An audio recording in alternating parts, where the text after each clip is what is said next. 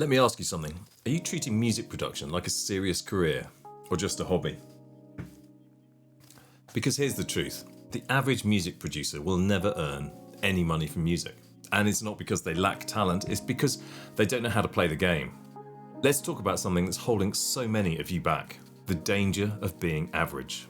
Now, before you click away, hear me out. I'm not here to bring you down. I'm actually here to lift you up and help you see the bigger picture, because staying average in music production isn't just a rut. It's a complete career killer. If you've been grinding for years with little to show for it, or you're just starting out but scared about the future, then this video is your wake-up call. And by the end of this video, you'll have the blueprint to stop wasting time on safe moves and start on the path to real success.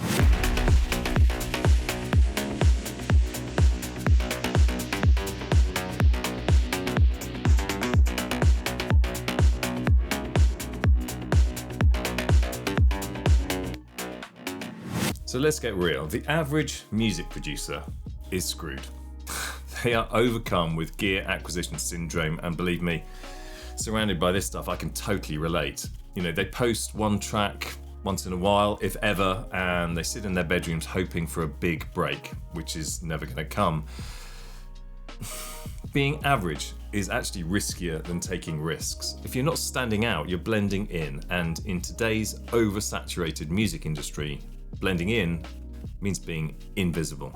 So what's the cost of staying average? Well, there's financial stress if you're hoping to earn money from this hobby or career. There's obviously frustration, a lack of progress, and maybe a lack of time to focus on what you really love doing, which is presumably creating music. The solution is to stop playing it safe. Start thinking of your music as a business right now, here, today.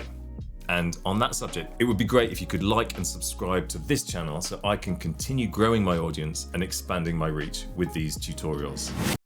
Step 1, shift your mindset. Music is a business. So the first step is to change your mindset and treat music as a business. And look, I'm a trained psychologist. I have 2 master's degrees in psychology. I know about mindset.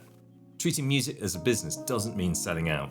It means setting up systems that bring in consistent income so you can focus on your craft. And here's where most producers stumble. Random spending. Stop buying samples, plugins and templates that you'll never use. Number 2, no strategy.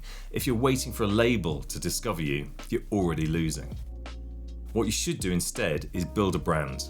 Create value for your audience, find your audience, and start small but stay consistent.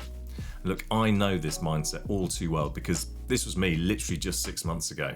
Since then, I flipped a switch. I made a decision to start taking this whole thing much more seriously. Now look, I'm not there yet, but things are starting to work. The tracks I'm releasing consistently and they're getting growth on Spotify. My YouTube views are going up. The audience is building.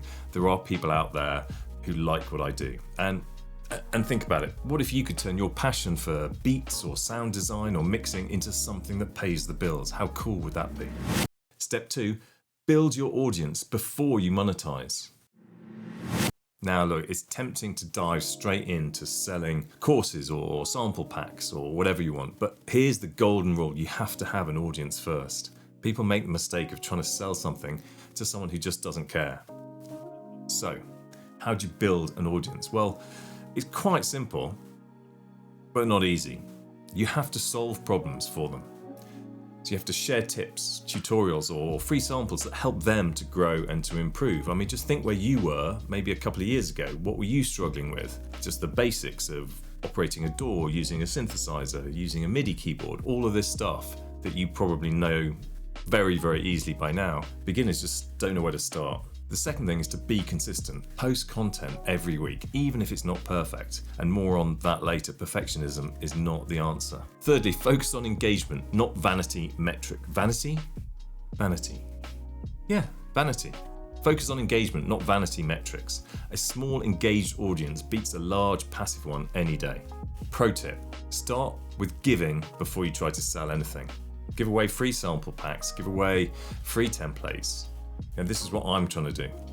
And your audience will reward your authenticity with loyalty, and hopefully eventually they will start paying for things that you make. Step 3, take big risks for big rewards. Uploading one beat a month or releasing one track a year just won't cut it these days. Instead, you have to go big. Drop one high quality track every month. That's my plan. And pair each of those releases with strategic content. Do TikToks, Instagram Reels, YouTube videos, whatever you feel comfortable with. And also experiment with ads or bundles like beat packs or preset collections. If you just throw your music out into the world without any marketing, nobody will hear it. And yes, will it feel scary? Of course it will, but every risk you take teaches you something valuable. Growth comes from action, not hesitation. Step 4, stop chasing perfection. Let me guess, you've got tracks sitting on your hard drive because, they're not good enough. I have as well. And here's the deal, perfection is just procrastination in disguise. Most of the tracks you hear on the radio or in the Beatport Top 100 are not perfect either, but you've just got to get them out there. And challenge yourself. Create 100 pieces of content in the next 100 days. By the time you hit day 50, you'll already see massive improvement. By day 100, you'll have momentum that puts you ahead of 99% of other producers. Step 5, monetize smart, not hard. Once you've built your audience, it's time to turn passion into profit.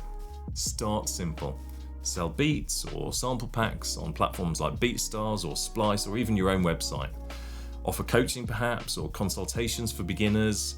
Maybe create a Patreon for exclusive content. These are not new ideas, but taking that first step does take courage, and it is a risk for most producers out there. The key is to master one income stream before expanding. Consistency and focus will take you much further than trying to do everything at once. And look, for me, it's been about trying to grow an audience because I started with 0 Spotify followers and almost 0 subscribers on YouTube, literally just 6 months ago. I'm now at a stage where I'm going to start creating some of these products that I'm just talking about. So I'm just at that starting point now. I'm going to start with sample packs because I already make sample packs for myself, for my own tracks every week using this kit. I play around with it, I record it, I chop it up, and then I use it in future tracks, and that's what I'm going to do. So I'm going to make a video on my process for doing that, and that video is coming soon, and I will give some of those samples away for free. Key takeaways. Breaking free from average isn't easy, but it is worth it. With the right mindset, consistency, and strategy, you can build a music career that's fulfilling, sustainable, and uniquely, it's your career. The road won't always be smooth, but every step forward is a step closer to the career you've been dreaming of. And remember, I'm on this journey with you.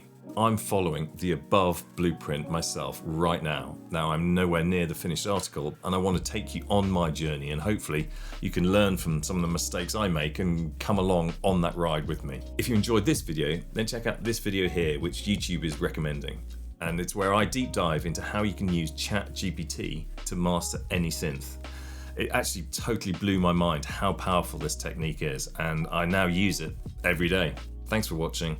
See you next time.